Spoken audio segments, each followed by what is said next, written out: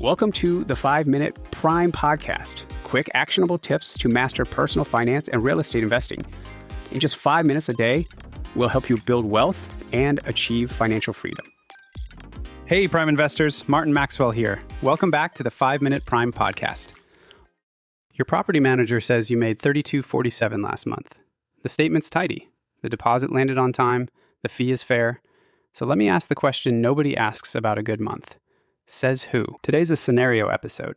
A real decision, 3 options, and you're going to make the call before I do.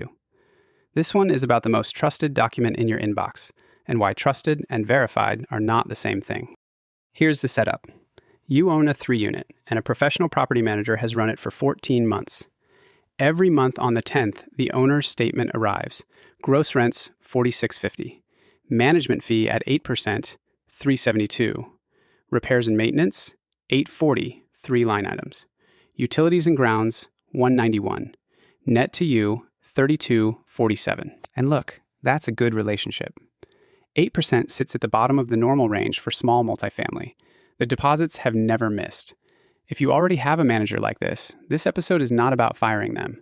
Keep that in mind for the next 5 minutes. The contract auto-renews Friday. So before signing, you run a small experiment. Verify 1 month. Just one. You ask for 2 things: the current signed lease on Unit 2 and the invoices behind those 3 repair line items. The lease copy takes 11 days to arrive. The repair backup comes back as an internal summary. The same 3 lines you already had, reworded, not one invoice attached. And here's the thing. Nothing was wrong. The lease matched. Nobody was hiding anything. That is not the discovery. The discovery is that you couldn't check. Every number you know about your own property, collected rent, repair costs, what your tenant actually signed, comes from a document produced by the other side of the transaction. We've made this exact argument about buying. A seller's pro forma is a diligence instrument the counterparty controls, and real diligence is the trailing 12, the document reality produced. The owner statement is the same species. It isn't evidence.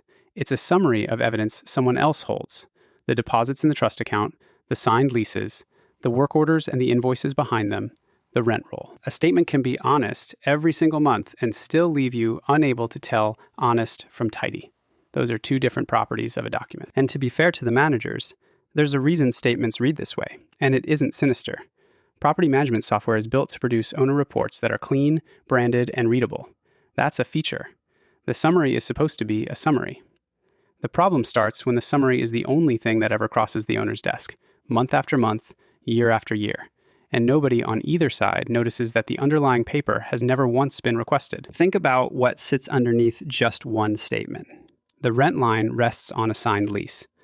The deposit line rests on a trust account, the segregated account where your rents and your tenants' security deposits are legally supposed to live, separate from the manager's operating money. The repair lines rest on work orders, and each work order rests on an invoice from whoever swung the hammer. 4 layers of paper, and the statement is the only layer you see. Now the math, because this is where paperwork becomes price. Say one recurring line drifts, a $70 coordination charge folded into repairs, or a lease running $70 under what the statement shows.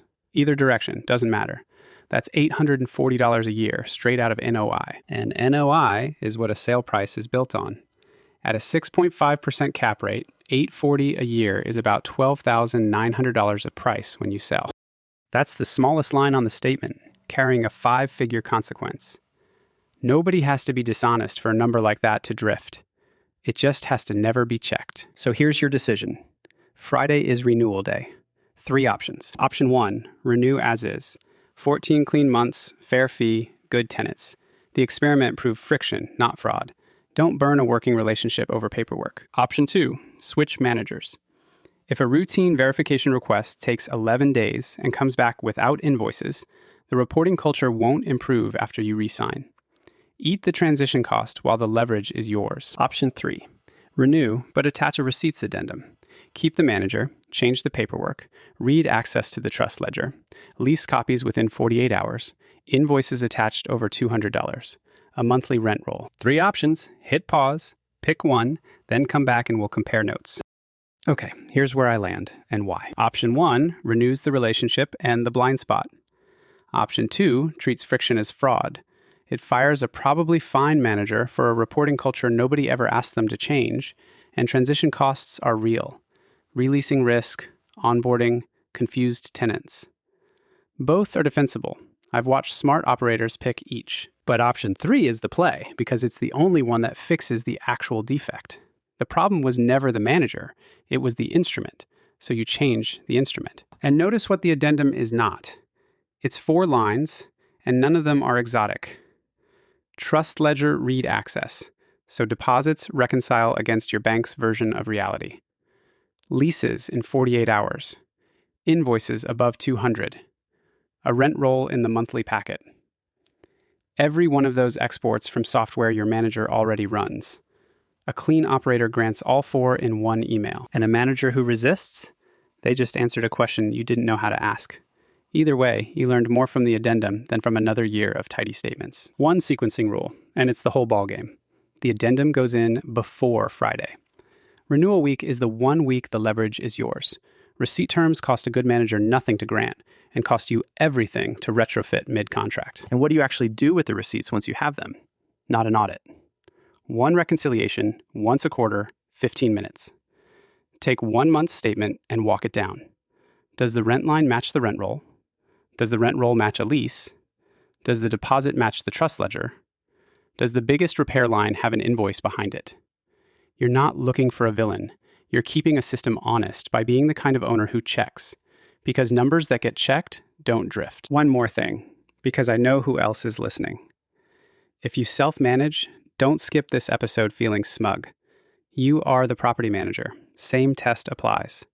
If you sold your building tomorrow, could you hand a buyer your leases, your deposit records, and 12 months of categorized expenses in 10 minutes? We've talked before about what managing in-house really costs. The honest version of that math includes keeping the receipts a stranger would trust. If your own books couldn't pass the exercise you just ran on a hypothetical manager, tonight's challenge is aimed at you too. So here's your challenge tonight. 10 minutes. Pull up your last owner statement and ask your manager for 2 things. 1, current signed lease, and the invoices behind the biggest repair line.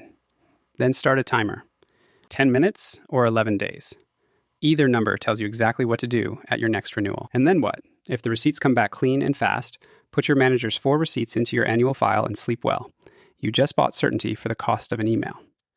If they don't, the full write-up, all 3 options, the addendum language, the 12-9 math, is linked right there in the show notes. The fee was never the question. You're not paying 8% for rent collection. You're paying for someone to run the property and prove it.